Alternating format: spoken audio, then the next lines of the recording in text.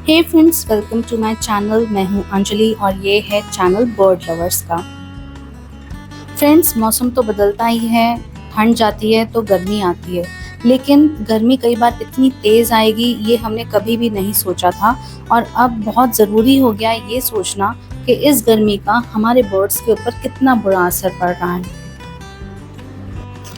जहाँ पे temperature 49 degree Celsius तक पहुँच चुका है, बहुत सी सिटीज़ ऐसी हैं जहाँ पे ऐसी रिपोर्ट आ रही है कि बर्ड्स जो हैं उड़ते उड़ते ज़मीन पे लोगों के ऊपर आके गिरे हैं। हमारे नॉर्थ इंडिया के अंदर इसका सबसे ज़्यादा असर देखा जा रहा है। अहमदाबाद और गुड़गांव ये दो ऐसी जगह हैं जहाँ पे 50% तक बर्ड पेशेंट्स जो हैं इंक्रीज हुए हैं हीट स्ट्रोक की वजह से।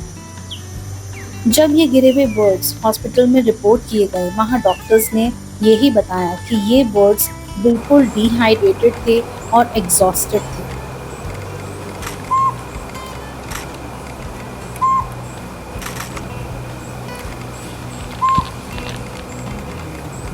फ्रेंड्स, बर्ड रेस्क्यूअर्स का ये भी कहना है कि 2022 में जो बर्ड्स हमारे पास सिक होके आते थे, अभी 2024 में 10% का इंक्रीज इन बर्ड्स में देखा जा रहा है।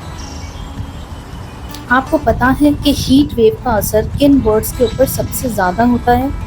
ऐसी बर्ड्स जो हाई फ्लाई करती हैं जैसे कि पिजन्स और काइट्स, इनके ऊपर सबसे ज़्यादा हीट वेव का असर देखा जाता है। तो फ्रेंड्स, जानने की बात ये है कि ये हीट वेव होता क्या है और ये कैसे होता है।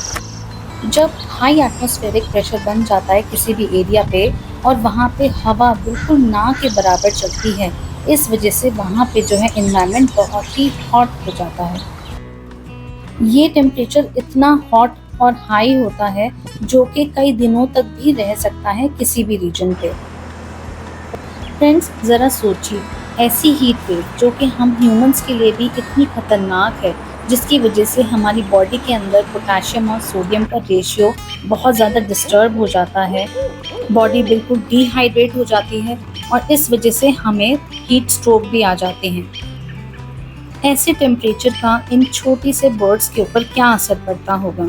जो बर्ड्स इतने स्ट्रॉन्ग हमें दिखते हैं जैसे कि काइट और पिजन हैं, उनके ऊपर इतना बुरा असर होता है तो छोटे बर्ड्स के ऊपर उनका कितना बुरा असर पड़ता होगा।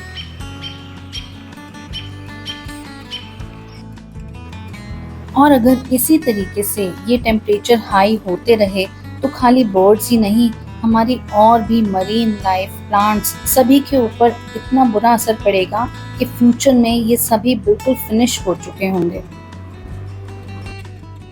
फ्रेंड्स, अब टाइम आ गया है कि इस क्लाइमेट चेंज को हम सब मिलके फेस करें। हम सब अपने लेवल पे कोई ना कोई ऐसा वर्क करें जिससे कि हम अपने इन बर्ड्स को, अपने आसपास के पेड़ पौधों को बचा सकें। सबसे पहला काम तो यही होगा कि हम अपने बर्ड्स के लिए पानी की व्यवस्था करें। घर के आंगन में, घर की छत पे एक मिट्टी के बर्तन में पानी रखें ताकि इन हाई टेम्परेचर्स में ये बर्ड्स आसानी से पानी पी सकें और हाइड्रेटेड रह सकें। फ्रेंड्स, दूसरा काम ये है कि हम अपने घर में एयर कंडीशनर्स को थोड़ा सा कम यूज़ करें।